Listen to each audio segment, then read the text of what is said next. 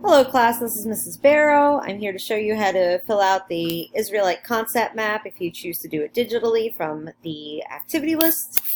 So you see you use book pages 124 to 129 and you use the Smart Out below. I've already done this one for you.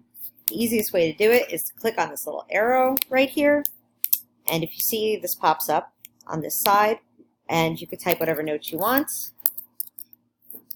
If you need an extra line, because you have like 3 sets of notes or 2 sets of notes, like see down here there's only one for each.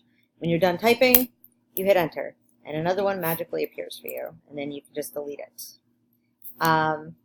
See, I accidentally made a thing right there. You can just delete. Now make sure when you're doing this to put the page number of the text where you found it. I did this one for you. I used pages 124 and 126.